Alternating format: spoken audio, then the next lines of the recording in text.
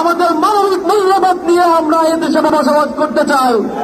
একতার বাংলাদেশে আজকে যারা এখানে উপস্থিত হয়েছে, গণ্যমান্য ব্যক্তিগণ, বিভিন্ন সম্প্রদায়ের লোকেরা, তারা আজকে যে বার্তা এখান থেকে ছড়িয়ে দিয়েছে, আমরা আশা করি আমরা এ দেশকে নতুন উদ্যমে, তারুণ্যের উচ্ছলতায় আমরা এই দেশকে গড়ে তুলতে চাই।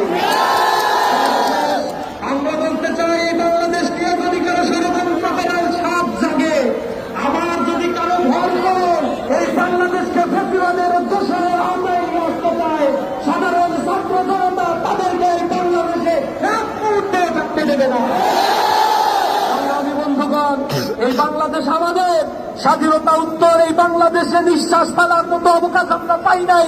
আমাদেরকে নানা ধরনের ত্যাগ দিয়ে এদেশের মানুষের বাক স্বাধীনতা, সাংবিধানিক মানবিক মূল্যবোধকে কমিয়ে দেওয়ার জন্য চেষ্টা করা হয়েছে।